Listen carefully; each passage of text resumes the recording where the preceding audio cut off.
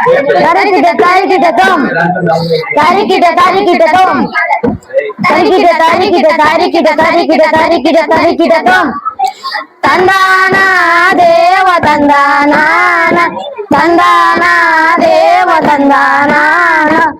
ఓ పుణ్యభూమి పిల్లలారా వినండి, చదువుల వెలుగును పంచిన చల్లని తల్లి సావిత్రిబాయి పూలే కాదా.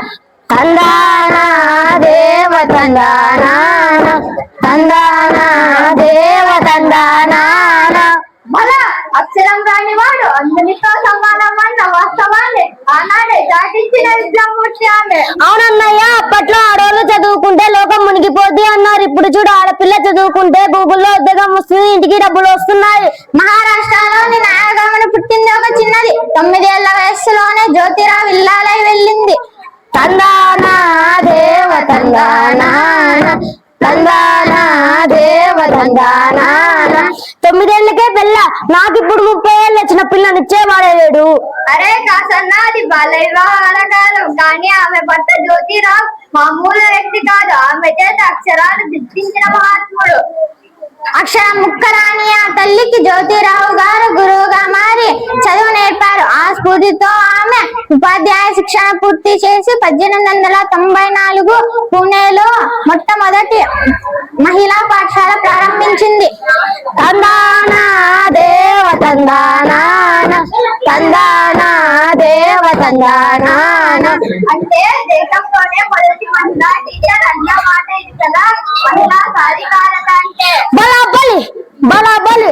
అప్పట్లో ఆమె స్కూల్ కు వెళ్తుంటే బుర్ర చెల్లాలంట కదా అన్నయ్య. అయ్యో పాప, నిజమేనబ్బా. ఆడపిల్లల చదువు శాస్త్ర విరుద్ధం అని కొందరు మూడు ఆమెపై రాళ్ళు నీళ్లు బురద చల్లేవారు. కానీ ఆమె వెనక్కు తగ్గేది కాదు. తన సంచిలో మరొక్క చీర పెట్టుకు వెళ్ళేది. బలాబలి బలాబలి. ఆనాడు ఆమె పడిన కష్టమే నేడు మన ఆడపిల్లలు డాక్టర్లుగా కలెక్టర్లుగా ఎదగడానికి. బలాబలి బలాబలి. కేవలం చదువు ఒక్కటే కాదు, అంటరానితనంపై కూడా పోరాడింది. బలాబలి బలాబలి. వితంతువుల కోసం ఆశ్రమాలు కట్టింది. బలాబలి బలాబలి. కరువు కాలంలో ప్రజల ఆకలి తీర్చింది. బలాబలి బలాబలి. చివరికి పేగు వ్యాధి సోకిన ప్రజలకు సేవ చేస్తూ అదే పేగు వ్యాధి సోకి తనవు చాలించింది. తందాన దేవ తందాన తందాన దేవ తందాన. అమ్మో, ప్రాణాలు పోతున్నాయని తెలిసి కూడా సేవ చేసిందా? ఆమె నిజమైన దైవం నాయనా. తందాన దేవ తందాన తందాన దేవ తందాన. అక్షర జ్యోతివి నీవేనమ్మా.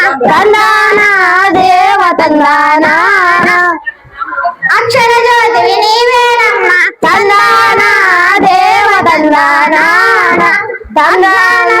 చీకటి బాబా అమ్మ. తందాన దేవ తందాన తందాన దేవ అజ్ఞాన తందాన తందాన దేవ తందాన. భారత నారీ మరి సావిత్రిబాయి దిల్లాలి.